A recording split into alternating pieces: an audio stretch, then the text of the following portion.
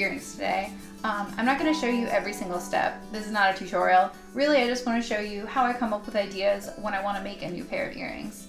If you saw my beginner tutorial, there are a few things that you still won't be able to do in these earrings. So don't worry if you don't know what the heck I'm doing in this. Let's just have fun and I'll let you know how I came up with these ideas.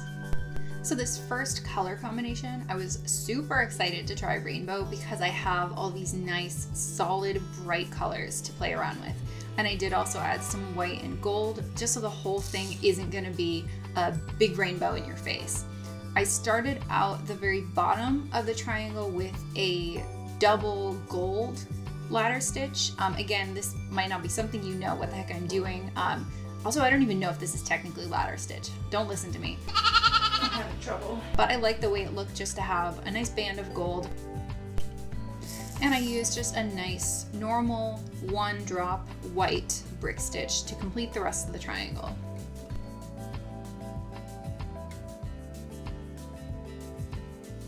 And I added some gold at the top for the loop just because I thought it looked cute up there. So I did design this with a pattern before I started, and my pattern had a gold bead at the bottom of every fringe, and I realized I did not need that. I forgot to put it on there, but I like the way it looks without it. I think that this fringe, just as it is, looks super cute and doesn't need any gold at the bottom. But if you get my pattern and make it, feel free to try adding that gold bead to the bottom and let me know if you like it like that. There is one thing that bugs me a little bit about ending fringe earrings like this, where all the fringes are supposed to be the same length. Unfortunately, I like to use Toho beads and they're not always exactly the same size. So you might be able to see the fringe is slightly uneven at the bottom here, but really if you zoom out and just wear them and look far away, you won't notice that uneven fringe. But be aware that might bug you if you do a fringe like this. For this next earring, I wanted to try this black and gold color combo. My idea was to have sort of a black night sky type thing with the gold stars scattered around in it. So the way I made the top was a double brick stitch the whole way. And you'll see that makes kind of a nice elongated triangle shape. I also did not make a pattern for this when I started. I actually just poured out the beads and started making it.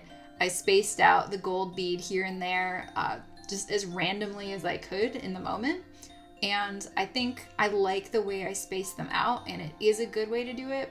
But I didn't end up making a pattern for you guys. I don't have a pattern for this in my Etsy because I don't know, when I finished it, I didn't end up liking these that much. I don't know why, I wasn't feeling it. And no, I don't think it's because of the brown thread. I know I screwed up and used brown thread on a black earring, but I couldn't find my black thread, or I think I ran out. But you can't really tell. It's not the thread. The finished earring is, I think, too small. It needs to be a little more, wow, dramatic. Maybe long, maybe wide, I don't know. It's just too small. There's something I don't like about it. So again, I don't have a pattern for it right now, but maybe I could make it bigger and longer another time. You guys can let me know if you're interested in seeing more of this kind of thing. I was super excited to try this color combo because I've been trying to figure out for a while how to use these transparent frosted beads. That's this transparent frosted blue, white, and pink that I have. The thing about them is that because they're see-through, they get very light. And if I put them near a color that's very different from them, they get washed out and they just look like white or muddy. So I decided if I put them with a similar color, see this nice solid blue with the transparent blue, it helps show you that that is a blue color there. And then I was able to blend through a white to get to the transparent frosted pink and then a solid pink at the bottom of the fringe. And I just love the way that turned out. I made a pattern before I did this because I made the blend pretty detailed. I really wanted to do an interesting sort of blend from one color to another. So be aware if you get my pattern that I posted on my Etsy and follow it, I have all of the steps written there so you know exactly which bead goes after which one. It is easier to follow that way, but it is definitely one of my more difficult patterns. I lost track and had to redo a few fringes while I was making this because that fringe blend is pretty elaborate.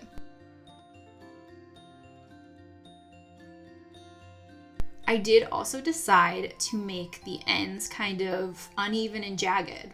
I just thought of it, I don't know why, but it felt right with this style of earring and I love the way it turned out.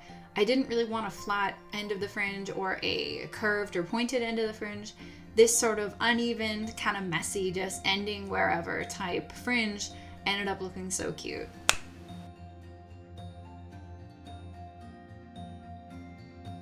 These earrings definitely might be my favorite that I've ever made. They are just so gosh darn cute.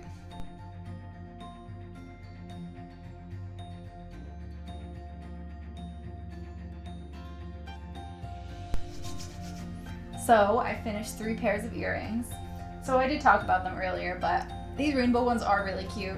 I have the pattern available on Etsy, but I think that, I don't need the gold on the bottom, so I'm just gonna remove that. It's really cute and bright, and I think whatever you wear them with, they're gonna stand out a lot. I love these. Again, I don't know what my issue is with these. They just seem so boring. When you're up close, the black and the gold looks really exciting, but I don't know, maybe it's that they're small and they kind of would meld in with whatever outfit you're wearing. They're, neutral colors. Black and gold is nice, but it doesn't exactly stand out. They're okay. It's fine. I love these. When I finished these, Okay, calm down, Alora. I didn't know what to do. They were so pretty. I'm so thrilled I found a use for these frosted beads because, again, I'd put them in some other things, but they just didn't stand out. They weren't exciting, but this I think is a really good use for them, having them be a very light color. And blending through a white in the middle really helps you to go from whatever color to another color. I really like color gradients. If you get my pattern on Etsy and follow it, be warned this is kind of a trickier one. I did go a little nuts in designing the blend because I really wanted it to blend in a more natural, organic way, if that makes sense. But I just love how it turned out. Actually, I'm gonna put these on. Yes. My favorite. If you like my video, please let me know with a like or a comment or a subscribe. I also post shortened versions of these videos on my Instagram and TikTok. So I hope you like my video. I will see you next week. Bye bye.